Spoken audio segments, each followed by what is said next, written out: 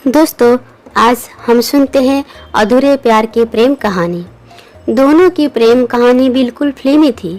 पहली नज़र में एक जैसा प्यार, शायद यही कारण था कि मन के किसी कोने में एक उम्मीद थी कि इस कहानी का अंत अधिकांश हिंदी फिल्मों की तरह होगा, आनंददायक होगा। भावना और रोशन ने प्यार करने से पहले कभी कुछ नहीं सोचा था, लेकिन एक बार प्यार में पड़ने के बाद दोनों बहते पानी की तरह आगे बढ़ गए। जल्द ही शादी करने की इरादा से रोशन ने एमबीए स्थान में प्रवेश लिया, जो नौकरी पाने का वादा करता है। रोशन भी जल्दी में था, क्योंकि भावना के घर वाले एक लड़के की तलाश कर रहे थे। किस्मत और मेहनत रंग ला रही थी। जैसे ही मैंने बड़े एमबीए कॉलेज में दाखिला लिया, दोनों का दिमाग लड़खड़ा गया। दोनों को लग रहा था कि सब ठीक हो जाएगा, लेकिन हिंदी फिल्मों की तर्ज पर एक नाटकीय मोड़ आना तय था। कोर्स में दाखिला लेने के 1 महीने के भीतर भावना की शादी तय हो गई थी। भावना बहुत घबराई हुई थी। वे दोनों बहुत घबराए हुए थे। मेरे दिल में यह बात आ रही थी कि वे तुरंत भागकर शादी कर ले, लेकिन कोई नौकरी नहीं था और इसीलिए उनके बढ़ते कदमों दोनों रुक गए थे। रोशन चंचल होते रहे और खुद को समझाते रहे कि जो भी होगा अच्छा होगा।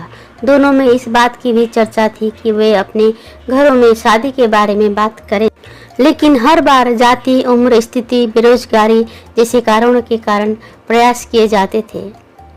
समय बहुत तेजी से हाथ से निकल रहा था। रोशन ने कॉल सेंटर में काम करने के लिए एमबीए की पढ़ाई और कोर्स छोड़ने की सोची, लेकिन कुछ अनुभवी लोग जो पहले प्यार की राह पर चल चुके हैं, उन्होंने बताया कि इससे होने वाला नुकसान इतना बड़ा था कि दोनों इस रास्ते में आगे नहीं बढ़ सकते। दोनों ने प्यार किया था, लेकिन उसके आगे की चीज़ों के बारे में नहीं सोचा था। यही कारण था कि जब प्रेम की यात्रा पर शादी की बात आ रही थी, तब भावना अपने भाई बहनों से शादी करने से डरती थी और कभी कभी रोशन परिवार के सम्मान और भविष्य की चिंताओं से डरती थी।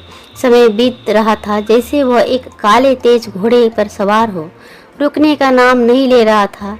भले ही वह रुक जाए, उसका काम लगातार कैसे चल रहा है। शादी की तारीख नज़दीक आ रही थी और अजीब सी बेचैनी की भावनाएं बेचैनी में मन में घर कर लिया था। ऐसी स्थिति में दोस्त सबसे अच्छा और अनोखा विकल्प देते हैं। भावना और रोशन को भी कई सुझाव मिले।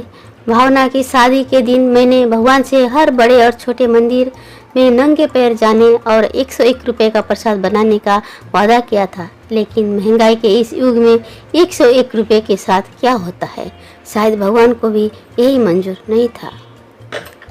अधूरे प्यार का प्रेम कहानी दोस्तों यहीं ख़त्म होती है। आपको कहानी सुनने में अच्छा लगे और भी ज़्यादा कहानी सुनने का चाहत हो तो वीडियो को लाइक करें और चैनल को सब्सक्राइब करें। दोस्तों, आप सभी से विदा लेती हूँ। नमस्कार।